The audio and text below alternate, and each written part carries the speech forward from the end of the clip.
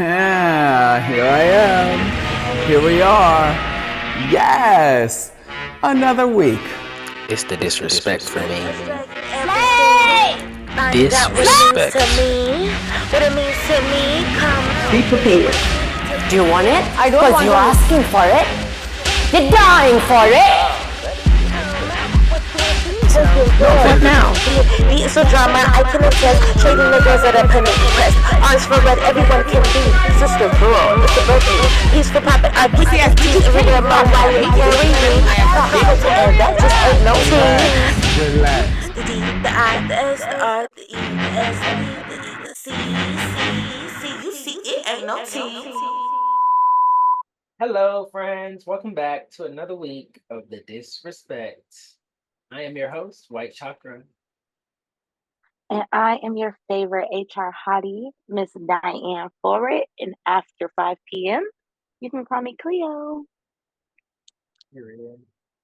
All right, y'all. So let's jump right in with our Glenda Cocaina. Coco, you go, Glen This week, Coco. we are honoring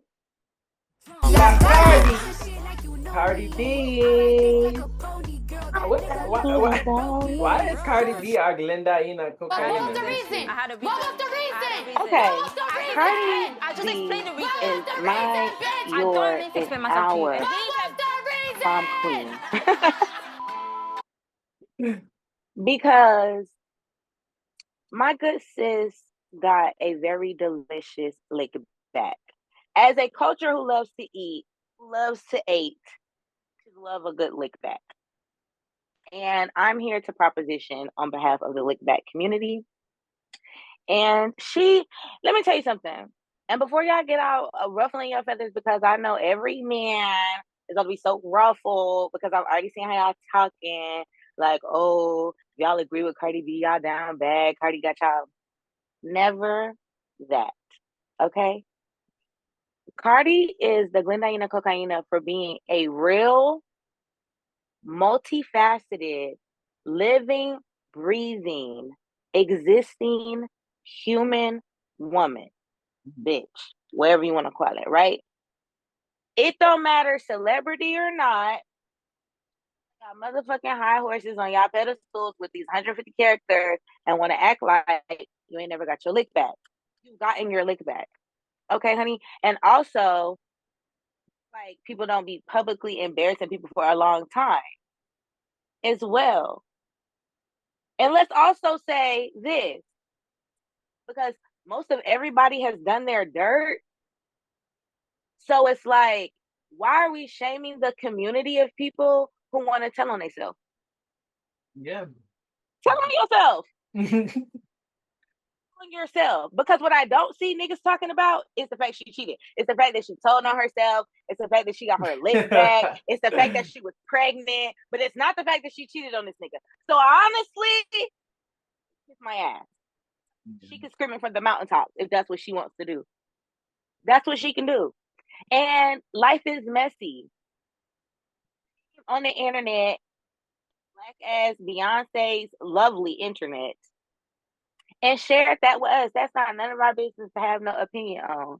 So I want to get her the Glenda Cocaina because sometimes the best method is showing a nigga that water is wet, showing him that a stove is hot. You know that you might be from Missouri. So I'm gonna show you, baby, since you just showed me state. Get off my sis. There will be no Cardi slander. What she chose to do with her body, whenever, there will be none of that here. Sometimes, just like you have audio learners, visual learners, you know what I'm talking about? People like, I don't really understand when somebody talks to me. Sometimes you gotta pop a fucking hand. Everybody don't do gentle parenting in this bitch. Some of y'all grew up getting y'all ass whooped several times because y'all was hard-headed and y'all was bad as fuck. Y'all mama used to ask y'all to not do something nicely. You still did it. Okay? Some of y'all have been disrespecting women since your mama who pushed y'all out. So don't get upset. You're gonna get their lick back, especially when you're doing the same thing. Like, that whole hurt community for Offset right now is so sickening and so disgusting, and it made me want to throw up. And I know they gonna hate me, but argue with your mama because that's what y'all niggas been doing since y'all was young, anyways. That's just that. So, Cardi B, you ate that girl. It was definitely giving lick back. My compliments to the chef. Scrum diddly yum. The bill per. No bill. This week the icebreaker is gonna be set up by Miss Cleo. Cleo, what we have in our notes? I know what the icebreaker is. Do you know what the icebreaker is?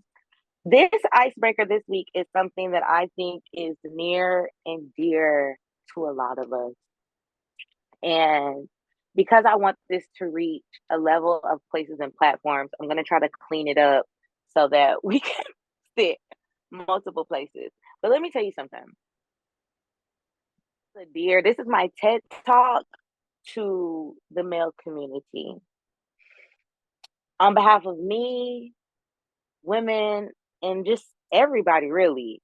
The spicy pit gang, the pepper gang, the little sprinkle extra that most of us participate in. Y'all are getting F's right now. Class is over. You think you could grade it now, please? Well, all right. Let me get old red. Yep. That's another F. Oh, no. I can't believe it. I know. Another year together. Oh, it's gonna be hell. Well, what's the matter? Well, I would think you'd be used to failing by now. No, you don't understand. I really tried this time. I really tried. There. This is as good as I can do, and I still failed. Well, it's a high F. I don't know what's past the F, what's past failing, but y'all are getting F's. There's no cinematography. There's no thought being put into it. There's no, I don't know what y'all are doing. There is some very poor performances being placed upon us and in front of us, and you should really be ashamed of yourself. And I know y'all are thinking like, how could you? But I want to be honest for those who cannot be honest so that we can get better quality what's occurring out here in these streets. And what I think that we've lost here is a good, wholesome, the wheel wasn't broke, so I don't know why y'all fixed it. Back in like 2010s, White, do you remember when you would get a spicy photo from somebody and it would be conveniently placed next to an object? Do you remember that? Do you remember that?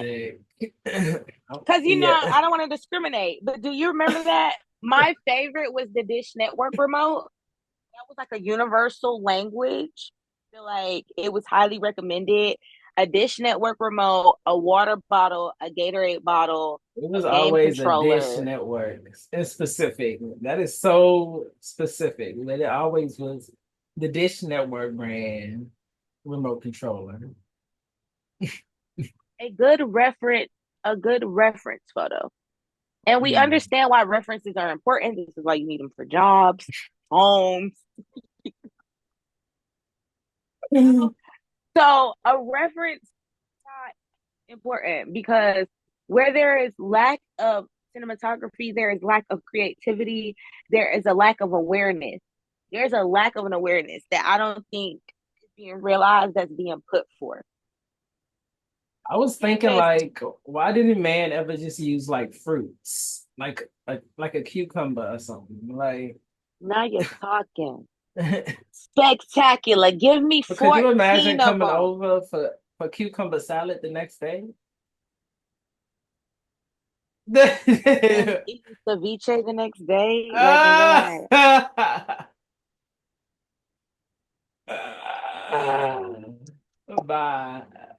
You know that laugh?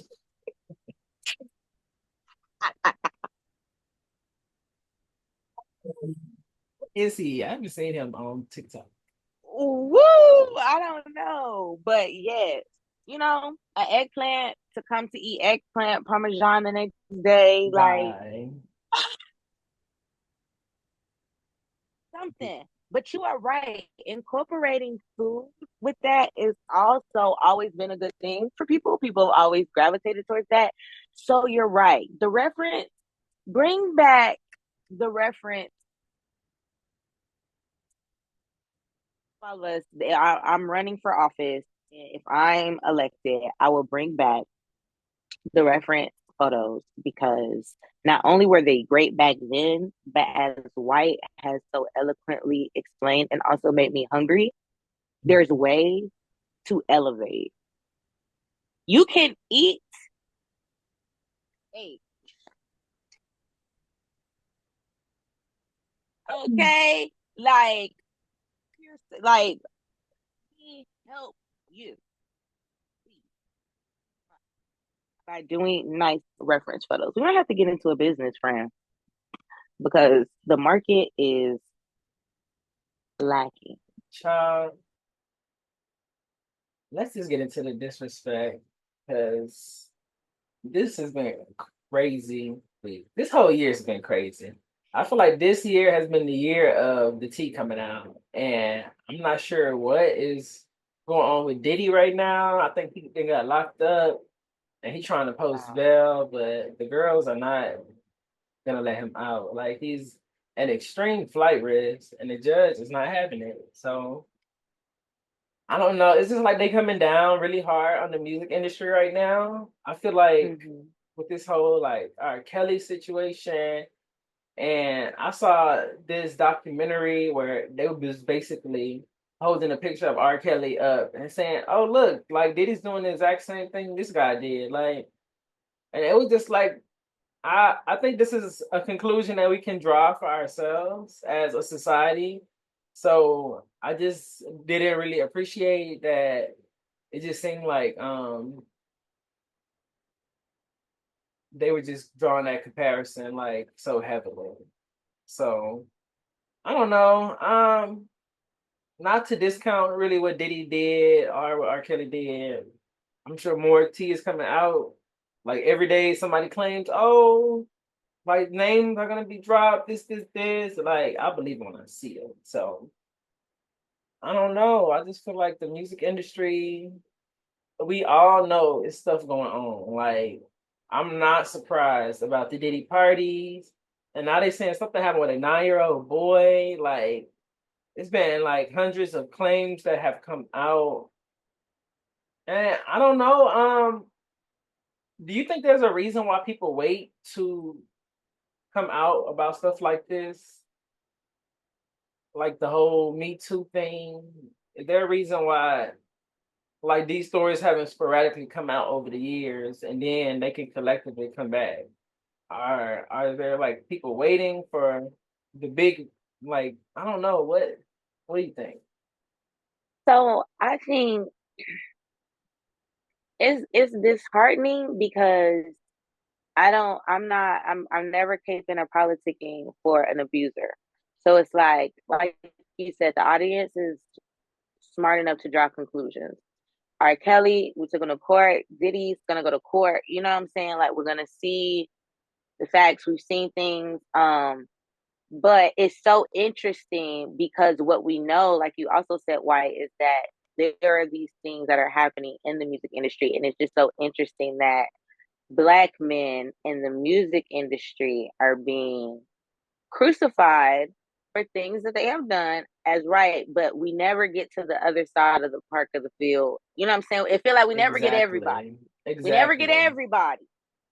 So it's so interesting you brought up the Me Too movement because it's like for me, I think of the entertainment industry, but then I think of like subsection. So it's like you got the music industry and you can see them taking down these Black moguls for things.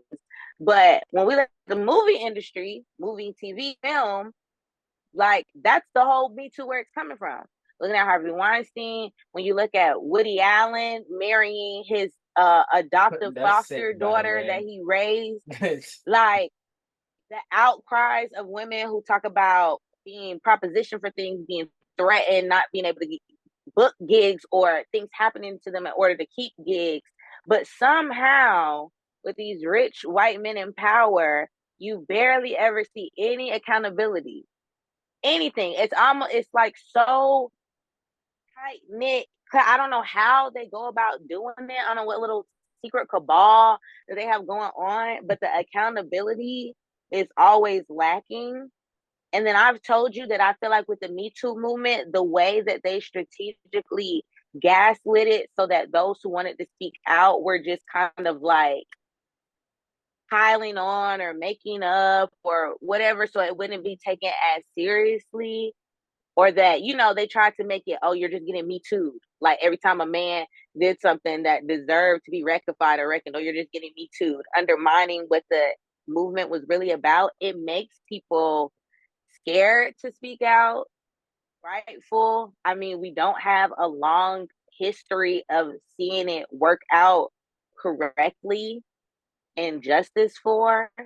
And if this is your dream and your passion or what you want to do, what puts money on your table, what feeds your children, your family, yourself, you start to weigh options, and it really shouldn't be like that. But it is. And it kind of reminds me of a situation that I just seen recently. What's that? Have you seen? Let me do my eyes again. Have you seen this whole Andrew Schulz shit can gig podcast? Yeah, they were saying that they were scared too. They said that Andrew was intimidating them and they just wanted to move on to the next subject. Yeah, he was like really scary being in the room with him. Yeah, there were a few jokes made that were incredibly inappropriate. One specifically pertaining to black women. Yep. And in the clip, Andrew was making a joke. I'm not even going to get into specifics. Making a frankly racist joke. Yeah. And we were laughing at it. And to give there's first of all, before we get into like specifics or anything like that, obviously there's just literally no excuse. There is no excuse. Agreed. And fight or flight is a real thing. Like it is, yeah. Fight or flight is a real thing, and it's so not easy to say, but when you're in those situations, you look at it through a lens of like, bro, if it was me, I promise you, I'll stand up, I'll kick them cameras down, Yeah. I would smack homeboy in the face, Yeah. I would say this, I'll do that.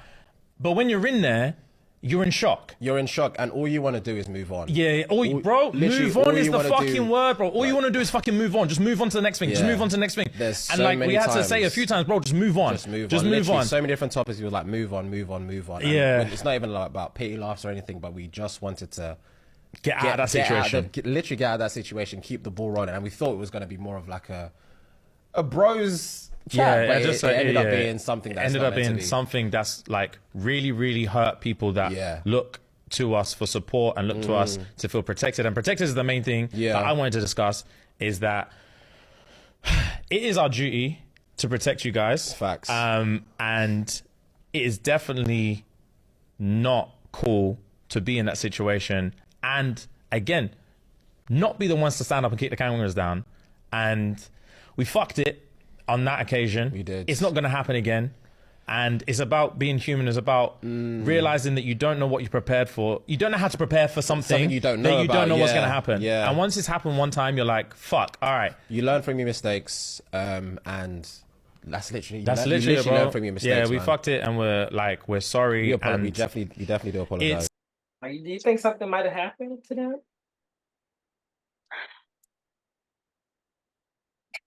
I'm sorry, I'm not laughing. I'm serious. I know, and I'm about to laugh because it's like, small disclaimer. Okay. Y'all see me, I'm in thought. Small disclaimer. I love James and Fuhad, which, these are the gentlemen that were scared of Andrew and wanted to move on from the subject or intimidated. I've watched their podcast, Two Black Men. I love black men. I adore black men. Okay.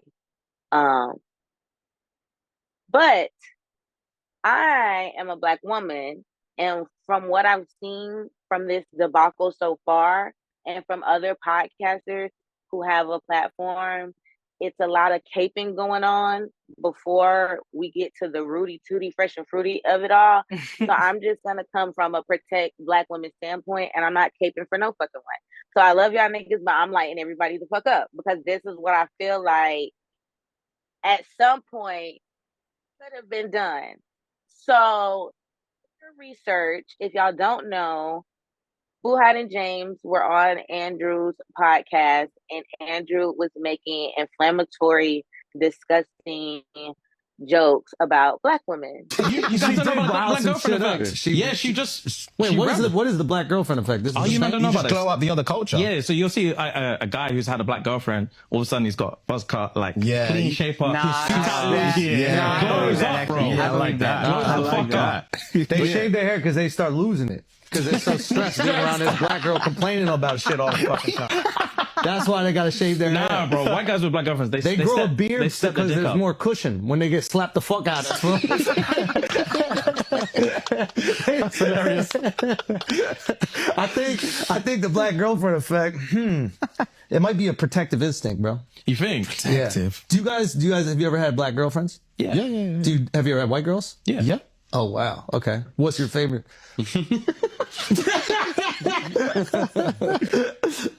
We love them all. Yeah. Oh, really? We love them all. Yeah. That means white. Yo, who gets that means white. Hey, let me know translation. Kendrick fans, get him!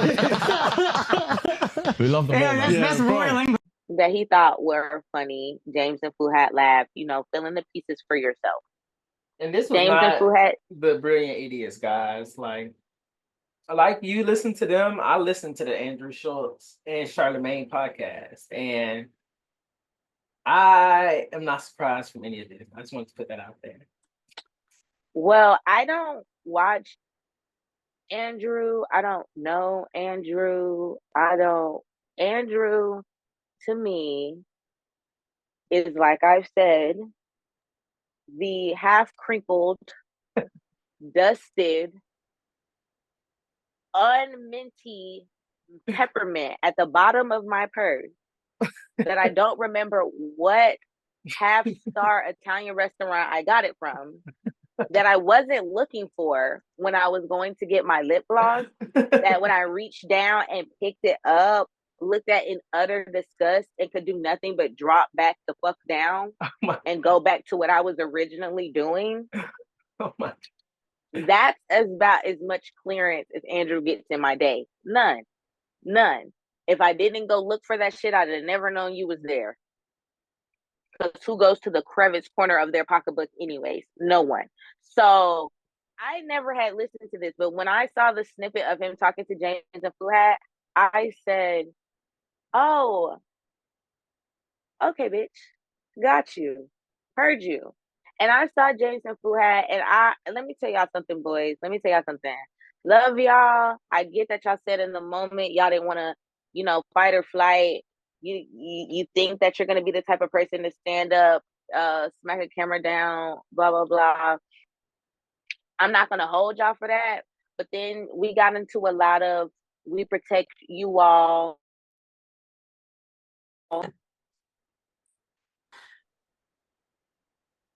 So y'all got into a lot of we protect you all.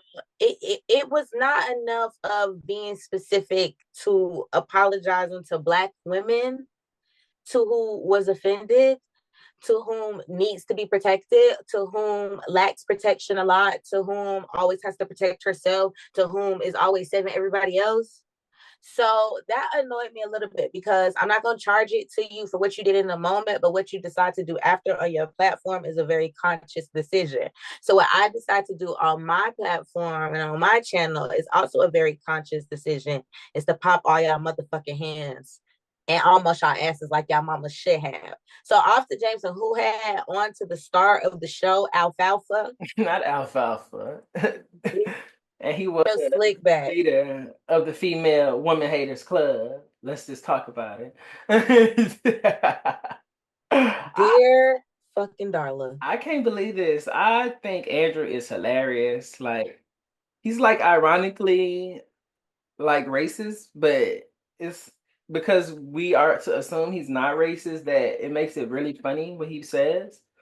But from the clip of his show, which I didn't know he did his own podcast, by the way. I've just only seen him on The Brilliant Idiots. So it just seemed he was more comfortable. I didn't think that was appropriate, really, to kind of bait them to, I don't know. He was just trying to get a reaction out of them, it seemed like.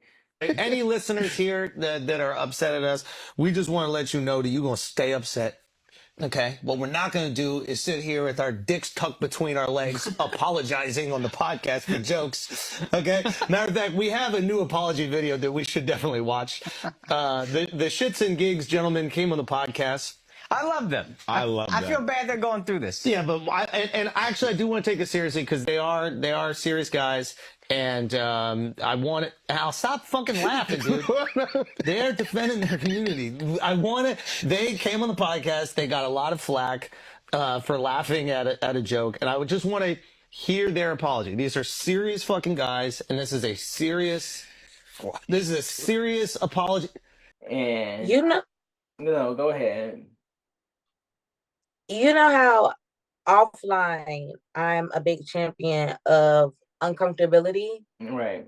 You know, I always talk about how people get away with so many things because as a society, as humans, sometimes we're uncomfortable with checking somebody or bringing something back to the forefront or speaking out about something. I don't know Andrew and I don't know a lot of his content, but from this and a little research I had to do, right, it gives comedic form and uncomfortability. So, you know, I'm sure he probably does this with all his guests. Do I think Andrew's just a flat out racist who hates Black people? Probably not. But can you still be racist, have racial undertones, present bias, gaslight people, be hateful? Absolutely. Yeah, that's totally on brand for Andrew. So I think you making other people uncomfortable and making a joke out of the shit is how you make jokes. And so that day, it happened to be two Black men, and you wanted to take a Black woman and make it the joke and make them uncomfortable in your comedic style. And you know what their defense is always? Oh, well, nobody can take a joke these days. Like, oh, well, it's just a joke. Like, you're too serious.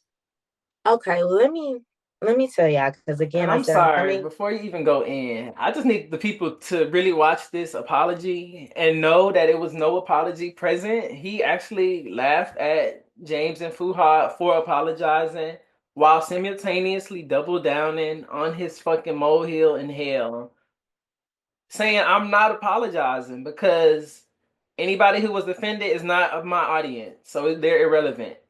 That's basically what I took from what he had to say. All right, we get it. So here's the thing. Listen, I do have empathy for what they're going through. They're young into this content game. Yeah, exactly. And this is what happens with a lot of people who are like funny on the internet, but they're not comedians. Yeah. So they are still concerned about cancellation. I think comedians, we understand that being funny is saying inappropriate things. Yeah. Sometimes that thing that's inappropriate is something about you. Mm. Sometimes it's about other people. Mm. But the nature of being funny is something inappropriate happening. Yeah. Right? And I think what they're doing, what they don't realize is because they're young in the game, and we've all went through this. It's like scary in the beginning. You really think you're going to be canceled. You're worried. I'm sure that they have, people that they have to take care of, and they're like, uh-oh, what if I have to go back and I have to get a regular job? Is it all over? I completely have empathy for that. I get that. What they don't realize is by apologizing, you're just amplifying it. Yeah. The people that are upset at this, the majority of them don't even listen to the podcast. A lot of them are probably resentful of your success. And they're like, why the fuck should these guys make all this money? And they're just like reacting to stupid videos on the internet and like telling stories. They're just friends. I'm just friends. Yeah, I'm just friends. Why can't I have millions of dollars like they have? So but they don't realize that. They really think it's their community. Your community still loves you. Your community still knows you. And if you actually have a community, like you say, which I do believe you do, they're not going to immediately throw you away because of one clip where you're laughing at a clear fucking joke. I was at the live show. they're not going anywhere. Your Yeah, fans you said fucking love you. You said the live show was amazing. It was amazing. And your Right? fans Exactly. fucking love you. They're not going anywhere. But what you have done, and this is hopefully the learning moment, is that you have empowered those people that are trying to cancel you. Remember, the people trying to cancel you get off on you being canceled. You having to come out and apologize and bend to their whim and change the disposition of who you are. And it is a change, right? Because you had the ability to edit it out. You chose not to edit it out. Didn't mean anything to that. You only want to edit it, or you only want to talk about it now because of the negative reaction. If nobody reacted to it, you wouldn't go back and be like, we feel horrible and we have to protect our community and all this other bullshit you're saying. The learning lesson here is you do not apologize, because you're just going to empower these people who aren't even part of your community in the first place. You guys have built something with people who actually know you and care about you. And one thing that happens could never sway them, especially on a podcast where you're joking around. Like, it's ridiculous. That's a learning lesson. And I think also when you're first going through that, you think about, oh, we have black female fans. I appreciate them so much. I think they must be so hurt by this. They're not hurt by this. You don't realize that. You start feeling empathy for people that don't feel bad, that weren't hurt. You know what I mean? You're like, oh, if you're thinking about all the black girls you see at the live shows, blah, blah, oh, those girls are probably so heartbroken. They think no, they don't. They know who you are. Those girls know who you are. They know you're joking. Go out. So I agree with everything you said, but I think in their situation, I don't necessarily feel like they shouldn't apologize, because their fan base is different. You guys are comedians. You cultivated a fan base that are used to edgy jokes. So their fans tuned into the show and heard them talk or laugh about jokes in a way that they've never done before. And so their fans can be disappointed. So it's like, I don't think it's wrong to necessarily apologize in that. So if you're not a part of my audience, I don't give a damn if I offended you, because you're not putting money in my pocket. So your opinion is irrelevant. You know what I never understand? I never understand motherfuckers saying dumb shit. Okay, let's first of all, fuck you, dude. Like, on behalf of Black women, fuck whatever eco-styling ass flaxseed fucking gel you wake up and put in that crusty ass dust of a fucking mop you call hair in the morning, and take a comb and slick it the fuck back. You should have slicked your mouth the fuck back before you got on a platform and ran your fucking beef suckers. For what? For what? For what? Because he said Black girls are angry, we stress them out. I really hope you see this, and I hope I stress your hairline out, because that's what you said, right? The beard is soft because you need a cushion so that you could be slapped. Like, if you want a backhand, please, I'm HR. I know all legal loopholes to get you properly and legally slapped, if that's what the fuck you want to wake up and do in your life for today. But you saying the whole joke thing, motherfucker, he got up there, oh, so there's no reason to joke. There's no reason to joke. I'm going to keep it funky with you. What you decide to do in your own home with the space of your own friends or whatever, you know what I'm saying? That's up to you. You don't get to joke if we say you don't get to joke. Bitch, that's how it works. I don't get why everybody acting like they don't get how it works. And because cancel culture is around, and because Andrew is doing the same thing that I feel like the movie execs did by undermining the Me Too. Oh, y'all are just Me Tooing guys. And now it's, oh, you're just getting people canceled in order to undermine actual shit that actually should be shut down or shut up or no longer cease to exist. There's a difference. So, no. I don't get to be the butt of your funky ass joke. I don't. If you go put it on the internet for consumption and I consume the shit and I want to throw it the fuck back up, that's what consumerism is. That's what we get to do. So first off, bitch, you don't get to be a comedian and get mad when the joke isn't fucking funny. We didn't find it funny. Boo, your joke fucking sucked. It sucked. Nobody liked the joke. I'm ready to give Natalie Nunn a straight, because, and the whole Zeus Network for real, because I feel like your intentions are irrelevant to people's reactions. Because just because you didn't mean to hurt somebody doesn't mean that nobody got hurt from what you said. Like when Gretchen ass was on there saying the N-word every 5 minutes, And everybody, like, this is baddies. Like, get into the, like, read the room, sis. Like, really? Nobody was down for her saying that. And even, like, throughout her apologizing, she still used the word again. So it's just like, she's like, I'm sorry, niggas. Like, are you serious? Like, bro, like, what?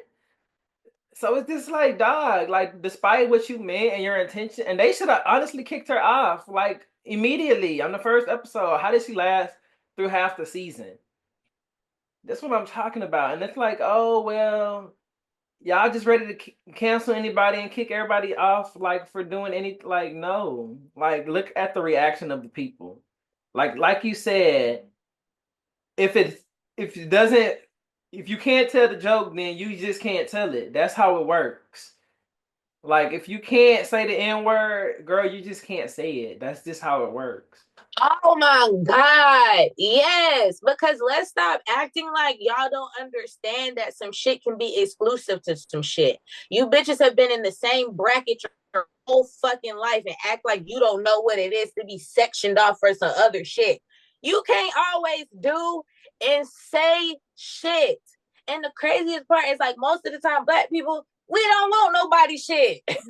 And if that's your personal truth, I feel like you need to be more, like, transparent. Like, if you've been with Black women in the past and been through experience where you got slapped the fuck around and they was beating your ass, then that's a story I've never heard listening to any of the podcasts that I've heard you on. So are you speaking from experience, or are you just speaking from, like, some type of stereotype that you just drawn? Like, that's bullshit. Babe, you got your ass up. Yeah, I've Put it always on the known Black women internet. to be protectors, not abusers. I'm sorry. Like, and then the craziest part is you literally can go to any race and ethnicity, and everybody will tell you their women are crazy. You go to Jersey, you talk to Italians. Italians are crazy. Jersey chicks are crazy. I've had Asian friends that go like, my Asian mom don't play. But you know what I'm saying? They're there. I've never met anybody who didn't have a section of mamas who didn't play, or women in their life. Mamas or aunties or grandmas. Spanish women, they categorize all Spanish women as feisty. You know what I'm saying? Exactly. You've always done that. So for one, I don't even get, if you put that into perspective, it's like you just really chose Black women as a target. Yeah, he did. He stood on violence that day. He wanted violence. He wanted smoke.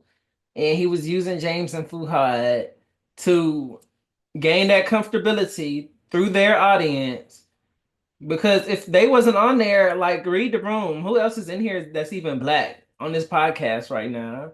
It was some people of color, but they was very much giving, like, Charlemagne vibes. Like, not even for real, people of the culture. And I think Charlemagne is more for the culture than even anybody that was on the podcast that day. So it just really, like, was giving, you was using them that day. You were using them to insinuate you have Black girlfriends, you have white girlfriends. Which one you like more? Yeah, that's which one you like better? Such a baity question. By the way, was that a joke? Was that also a part of your joke? I really hope when you go to sleep at night, you get sleep paralysis. Not sleep paralysis. Goodbye. Because you are dusty. You're dusty. You're crusty. You trying to navigate and not take any accountability and blame it on an overzealous cancel culture. You not being able to read the room, shocking, twice back to back when nobody laughed at your joke when it got dispersed across the internet. Yeah, exactly. You not having the situational or any type of common awareness to say, oh, they didn't fuck with it, they're still not fucking with it. Like, the nerve of you to use me as a joke and then be upset when I didn't laugh is asinine. Talk about yourself. Talk about your mama. Okay? That's what you can talk about. Because when you talk about getting stressed out and getting hit and all that, I'm thinking it comes from a deep-seated, rooted place. And I don't know if your mama used to hit you, but talk about your mama if that's what it is. Because I'm talking about black people. Just like y'all can argue with your mamas, just like y'all talk about your mama. Make a joke about your mama. And we'll find it funny. Tell a joke about your mom. I think you're on to something though. I think if you use comedy for a more personal like stance, it's always more genuine, it's always more funny. Like you should really take like the everybody hates Chris approach, like, and really dig into your own personal experiences. Like that is what makes it like relatable and funny. Like I wasn't able to relate to getting my ass whooped by a black woman getting slapped across the face. Like what do you even like? What makes that funny, bro? Like that's not relatable. That's not a funny joke. I think he has had some funny jokes, like you said, he caters to people's uncomfortability, and I'm just not gonna get offended easily. So if he says something about the gay community, like he jokes all the time about like non-binary, like dismissing it as even being a real thing that's not a part of somebody's head. Like, but that's really what I just feel like, bro. Like you're on a fine line, and it's hard to teeter on that fine line. So just don't fall. Baby, I'm Macy Gray. Fuck the fine line. You're on the other side. Someone once told me the grass was much bitch. On the other side. That's where you are, bitch. On the other fucking side. Okay, you're not over here. You're over fucking there. Let's be clear. I don't fuck with you. They not like us. They not like I don't fuck with you. I'm never gonna fuck with you. You're not funny. You won't be funny. Learn from this. Trying to double down in satire is ridiculous. Trying to gaslight a community that you're not a part of is also ridiculous. Trying to panhandle and pandle to people that aren't your community, but you put it out in the open for everybody so everybody can comment on it. Just like you can bring your dusty ass and comment on this podcast, Andrew. I'm gonna tell you the same thing I tell motherfuckers over here. Argue with yourself, argue with each other, argue with your mama, but you can't argue with me. So somebody should have told you that it wasn't funny. So I'm just gonna tell you, it wasn't funny. And honestly, White can be my witness. I told White about this. I saw it happen. So I really had no urge to really speak on you because you don't move shit in my day like that mint at the bottom of my purse. I'd never know you were there if I wasn't looking for my lip gloss. So you hold no value, weight, or anything. We were never going to talk about this. But the fact that you hopped your happy ass on the internet again, on Beyonce's internet again, to then be mad that we didn't like your joke, like, let me just let you know, we can say whatever the fuck we want to. Like you thought you could. Like, and there's never a reason to joke. Like, you're not that funny. No, you're not that funny. So, yeah. This will probably be the last time I ever talk about you, because I never talked about you before. I don't care to talk about you after. But yeah, on behalf of Black women, do better. At least be funny, because we're funny. So if it hadn't been funny, we would have laughed. So you get what I'm saying? Like, the fact that you think Black women don't have a sense of humor is crazy. If it was funny, we would have fucking laughed. I have a sick sense of humor. I have a dirty, scary mind. I'd have laughed if I thought it was funny. Do better, friend. Let's do better, Andrew. I'm so disappointed, but anyway, not surprised. Thank y'all for listening. Yes, grab his ass off stage, y'all. It's been another crazy week of the disrespect. We appreciate y'all coming by and listening. We will see y'all next week. Do you have any final words for this week, friend? Y'all know my usual spiel, but this week, because it's so important to me, I am speaking to my Black women only. Period. You are beautiful. You are divine. You are organically you. You are made correctly, properly. You don't have to be anybody's savior and you don't have to be anybody's stepping stone, okay? We are made in God's image. We are the best thing. Life comes through us. We make the world go round. We set trends. We're the most highly educated, sought after, and seeked, honey. They cannot do it if it not were us. They could not replicate it if it not were for us. Okay. So when you wake up in the morning and when you go to sleep at night, you tell yourself, I am a queen. Earth comes from me. Nature comes from me. Life comes from me. Okay. So I love y'all. Y'all are beautiful the way you are, as is, however you want to be. Don't ever let no motherfucker that look like Mario and Luigi, fucking second cousin twice removed, that couldn't get into the plumbing academy to fucking unclog a kitchen sink, bitch. Make you that you are not the queen that you are. And on that note, I'm out of here. All right, y'all. Have a good week. We'll see y'all next week. See y'all. Bye. Learn something from this.